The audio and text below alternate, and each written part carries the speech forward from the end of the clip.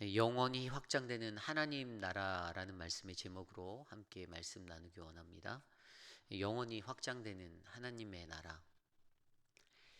우리 오렌지 가나안 장로교회 또 여러분들이 꿈꾸시는 하나님 나라는 무엇입니까? 그리스도인에게 중요한 한 가지 비전이 우리에게 동일하게 흘러가야 하는 그 하나님의 꿈이 있어야 하는데 저는 그것이 바로 하나님 나라라고 생각됩니다. 하나님의 나라. 과연 저와 여러분들 우리들이 그리고 있는 각자의 마음 가운데 가지고 있는 하나님 나라는 어떠한 그림일까요? 물론 성경에서는 하나님 나라에 대해서 여러 가지 말씀으로 우리에게 전달해 주고 계십니다. 그런데 과연 그 속에서 우리는 어떠한 그 하나님 나라를 꿈꾸며 살아가고 있습니까?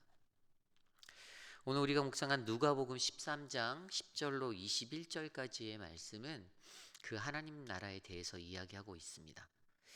그 하나님의 나라가 어떠한 것일까요? 오늘 말씀 18절 그리고 21절까지의 말씀에 하나님 나라를 이렇게 비유하고 있습니다. 그러므로 예수께서 이르시되 하나님 나라가 무엇과 같을까? 내가 무엇으로 비교할까? 마치 사람이 자기 채소밭에 갖다 심은 겨자씨 한 알 같으니 자라 나무가 되어 공중의 새들이 그 가지에 깃들었느니라. 또 이르시되 내가 하나님 나라를 무엇으로 비교할까? 마치 여자가 가루 서말 속에 갖다 넣어 전부 부풀게 한 누룩과 같으니라 하셨더라. 아멘. 하나님 나라가 무엇과 같을까?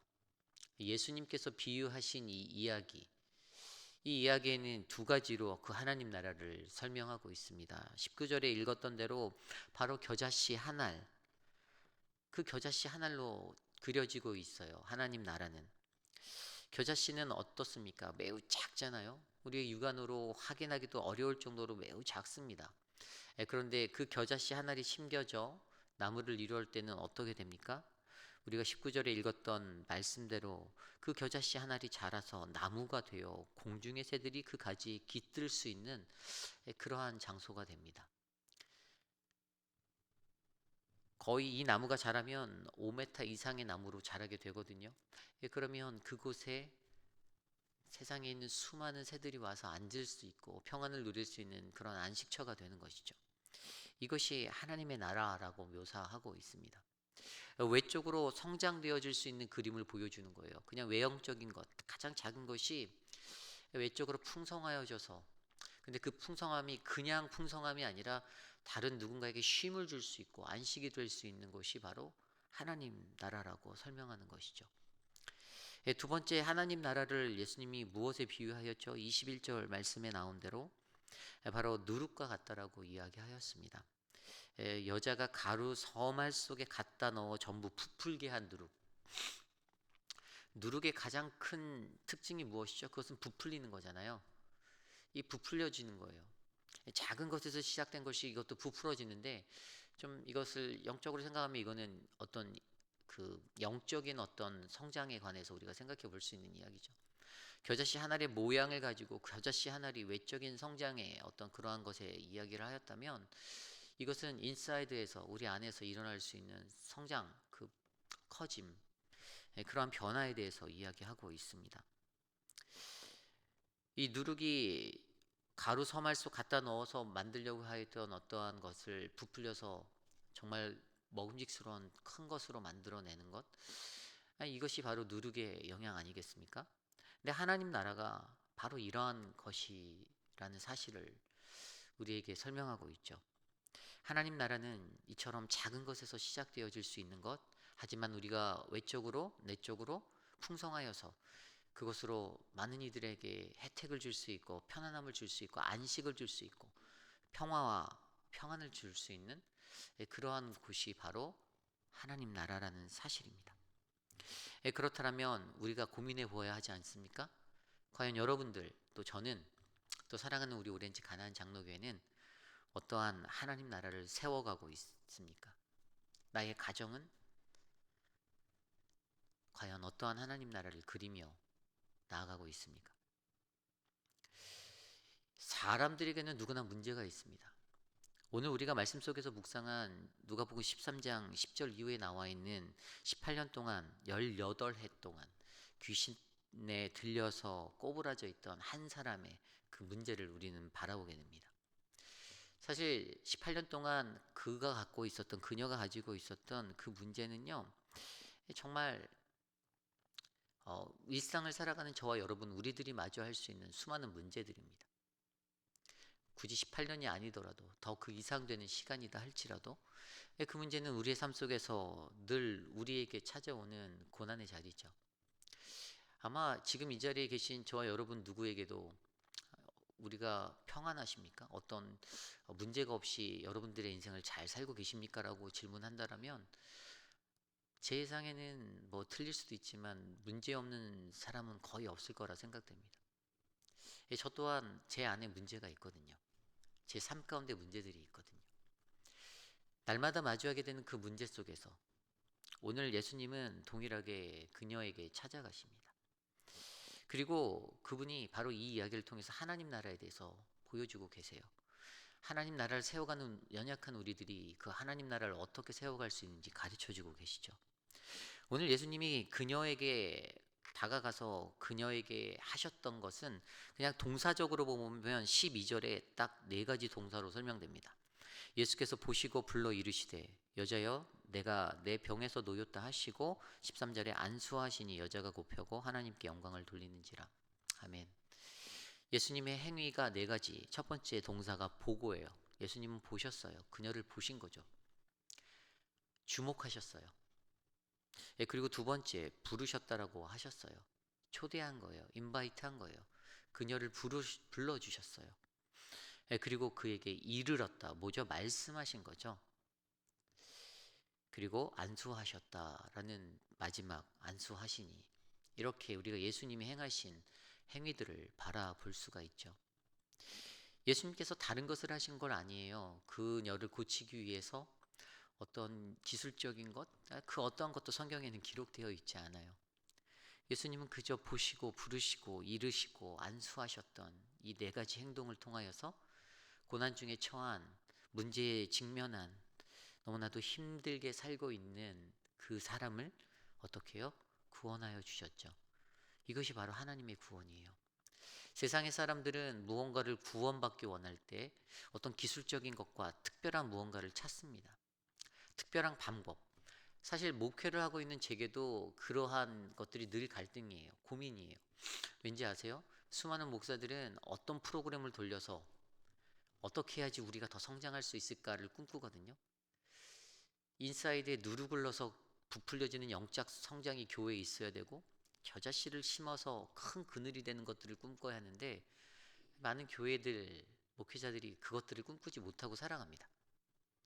그래도 우리 오렌지 가나안 장로교회가 건강한 것은 왜죠?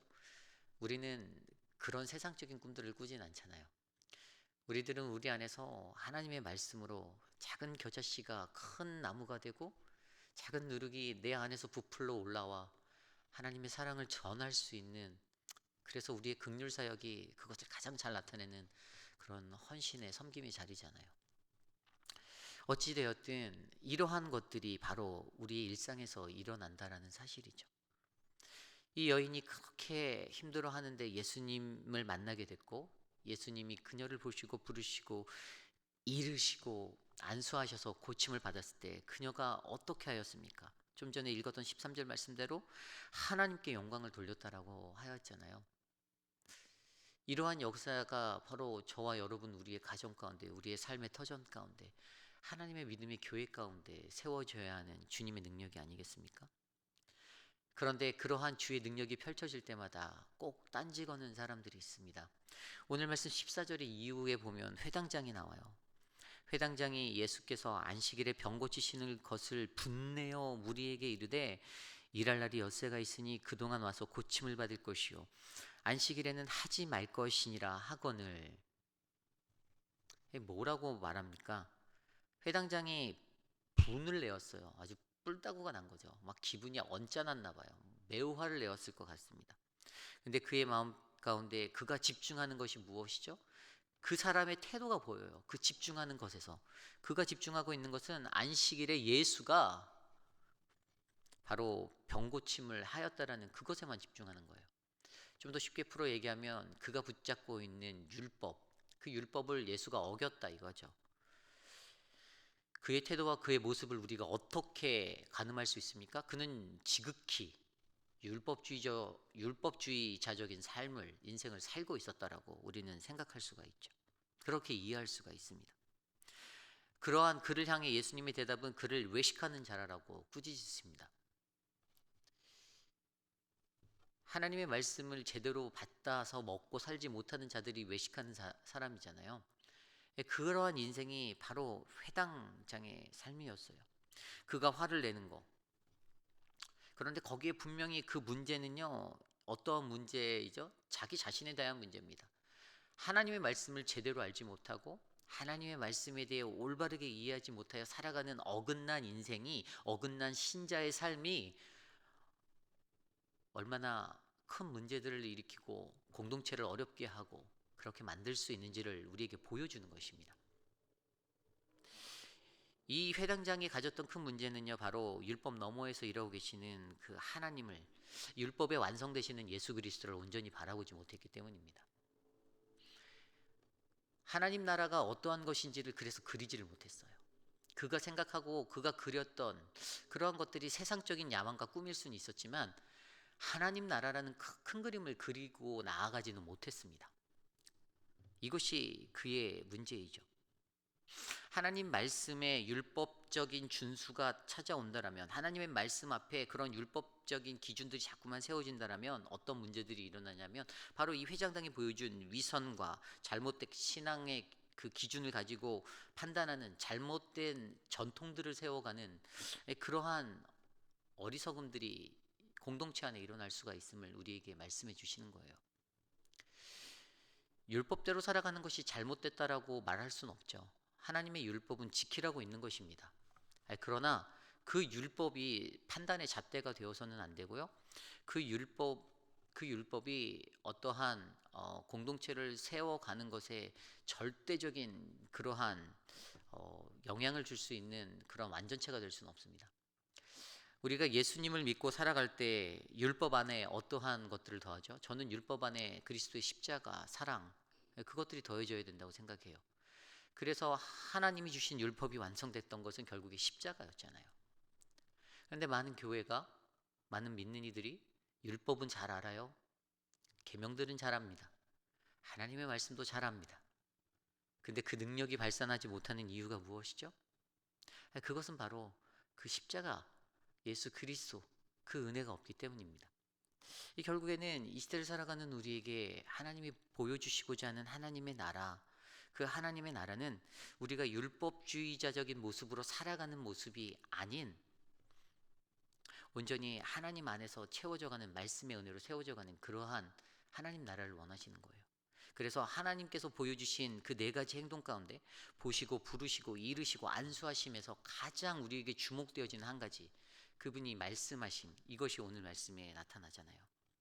예수님께서 17절에 이렇게 말씀하십니다. 예수께서 이 말씀을 하심에 모든 반대하는 자들은 부끄러워하고 온 무리는 그가 하시는 모든 영광스러운 일을 기뻐하느니라. 아멘. 이게 무엇이죠? 예수께서 이 말씀을 하심에라고 기록되어 있죠. 예수님의 말씀에 대해서 이야기해요. 말씀, 예수님이 이 말씀을 던지셨을 때 어떠한 일들이 오늘 일어납니까? 17절에 나온 대로 반대하는 자들이 부끄러워하고 온 무리가 그가 하시는 모든 영광스러운 일을 기뻐하였다. 이 두 가지 모습이 보입니까? 하나님의 말씀이 나타내는 그 두 가지 능력, 그 능력, 저는 이것을 이퀄해서 승리라고 이렇게 적었어요. 승리. 왜 승리일까요? 반대하는 자들이 부끄러워합니다. 첫 번째는 부끄러움이죠. 근데 반대하는 자들이 부끄러워한다는 거예요. 하나님의 마음을 가지고 진실된 하나님의 은혜를 입어서 하나님의 뜻에 따라 그 일들을 세워가려고 하는 때는 어떤 일들이 있죠? 거의 영락없이 한 100%, 99.9%? 100%라고 말하면 좀 그렇고 99.9% 반대하는 자들이 있습니다. 반대하는 자들 꼭 있어요. 그런데 그것들을 가지고 이 말씀이 부끄러움을 그들에게 준다라고 이야기하고 있어요. 부끄러움을. 오늘 이 본문 17절에 나와 있는 부끄러워하고라는 단어는 헬라어 카데스 퀴넌토라는 단어예요. 이게 영어로 보면요, 이것은 humiliated, 그러니까 정확히 얘기하면 못못에게 어떤 창피를 주다, 이러한 모습이에요. 못못에게 부끄러움을 주다. 그러니까 남에게 부끄러움을 주려고 우리가 노력해서 인간적인 방법으로 안 해도 되는 거죠. 하나님의 말씀이요, 하나님의 말씀이 온전히 세워지고 그대로 삶으로 살아내고 그 일들이 일어나면요, 하나님의 말씀에 반대하는 자들, 그들의 삶 가운데는 이러한 모욕감이 찾아오게 돼 있어요. 왠지 아세요? 내가 그 말씀대로 살지 못하고 있기 때문에 100% 그럴 수밖에 없습니다. 본인도 알아요. 이것이 바로 하나님의 말씀의 능력인 것이에요. 그래서 온전하고 거룩한 말씀이 세워질 때 늘 그 말씀에 부대끼는 마음을 느끼는 거, 물론 지극히 정확한 일들이죠. 그러나 그것들을 통해서 하나님은요, 하나님을 반대하는 자들에게 어떻게 해요? 카데스 키논토, 바로 그들의 마음을 부끄럽게 만드는 그러한 역사를 이루신다라는 사실이죠. 그리고 그 말씀을 따르는 사람들, 그 모든 이들이라고 표현된 그 무리들, 그들에게는 어떻게 해요? 하나님의 영광을 기뻐하는 그러한 은혜가 넘치게 한다는 것이잖아요. People were delighted라고 설명되어져 있는, 사람들이 기쁘게 되는 거예요. 무엇으로? With all the wonderful things he was doing. 그가 행한, 그가 하였던, 그가 그렇게 행하였던 그것들로 인해서 우리가 기뻐할 수 있게 되는 삶을 살게 되는 것이죠. 이것이 바로 말씀의 능력이에요. 이 말씀의 능력은 하나님의 말씀을 믿고 나아가는 자들에게 승리를 줍니다. 그 말씀대로 살아가는 것이 옳았다, 그래 너가 정말 잘 살았어, 그렇게 은혜를 베풀어 주시는 거예요. 그래서 이것을 통해서 어떻게 해요? 하나님 나라를 꿈꾸는 자들이 두려워하지 않고, 하나님 나라를 멋지게 세워가기를 원하는 그 비전의 사람들이 좌절하지 않고 낭망하지 않게 하나님이 우리를 붙들어 주신다라는 사실이죠. 이것이 하나님의 말씀의 능력입니다. 그러므로 사랑하는 성도 여러분, 저와 여러분, 우리들의 삶 가운데 우리가 꿈꾸는 그 하나님의 나라, 그 나라를 두려워하지 않기를 간절히 소망합니다. 내가 하는 것은 아닙니다. 여러분들이 하는 것은 아닙니다. 우리 안에서 일하고 계시는 성령 하나님이 우리에게 그 능력을 주시는 거예요. 그 말씀의 은혜를 베풀어 주시는 거예요. 부끄러워하게 하시고 기뻐하게 하시는 그 능력으로 말미암아, 이 회당장이 이것을 몰랐기 때문에 그냥 그의 인생은 여전히 분을 내는 인생을 살았잖아요. 막 열불 터지는 거죠. 막 속에서 막 활활 타오릅니다. 막 짜증도 나고 막, 그 자기 손해 아닌가요? 자기의 수명만 단축되는 거 아닐까요? 그러한 모습들이 어디서 일어납니까? 하나님의 말씀을 온전히 알지 못하고 깨닫지 못하였기 때문에, 예수님에 대해서 바라보지 못하고 그 너머에서 일하고 계신 하나님을, 일하고 계신 하나님을 온전히 보지를 못했기 때문에, 그 영적 어두움에 사로잡힌 신앙생활을 하였기 때문에 회당장이라는 그 권위적인 자리에서도, 그 능력의 자리, 그 지위적인 자리에 섰음에도 불구하고 그의 인생은 지옥에 갈 수밖에 없는 그 인생이 되었다라는 사실입니다. 우리도 오늘의 말씀처럼 늘 문제에 부딪히고 살아갑니다. 수많은 문제가 우리에게 있습니다. 나의 가정의 문제, 개인의 문제, 공동체의 문제들, 수많은 문제가 우리 앞에 펼쳐져 있어요. 하지만 그때 우리가 바라보아야 하는 것은요, 늘 말씀으로 승리하게 하시는 그 하나님을 바라보아야 합니다. 이것이 하나님의 나라를 그릴 수 있는 가장 기초적인 그러한 베이스가 되는 것이죠. 사랑하는 성도 여러분, 오늘 이 하루를 사시며 어떠한 하나님 나라를 꿈꾸십니까? 우리가 저 문 밖을 나가면 또 오늘 하루 치열한 인생들을 또 살아야 되잖아요. 여러 가지 사람들을 만나고, 여러 종류의 사람들을 만나고, 또 수많은 일들을 하며 살아갈 때, 정말 이거는 내가 컨트롤할 수 없을 만큼 부대낄 때도 너무나도 많잖아요. 내 가정의 문제들로 고민하고 염려하고, 건강의 문제와 자녀들의 문제, 사업적인 여러 문제 속에 갈등하고 살아갈 때에도 오늘 사탄의 매임에 묶여 살아가는 이 여인의 인생이 어찌 보면 그러한 우리들의 인생인데, 그 속에서도 우리는요, 하나님의 나라를 꿈꾸고 그 나라가 확장되길 소망하는, 그 기적과 이적을 확신하는 그 믿음의 발걸음을 옮겨야 하지 않을까요? 오늘 저와 여러분들이 그러한 인생을 살아내시기를 간절히 소망합니다. 영원한 하나님의 나라, 그 나라는 계속해서 확장되어지는 나라입니다. 그것이 하나님의 원리이고 하나님의 뜻입니다.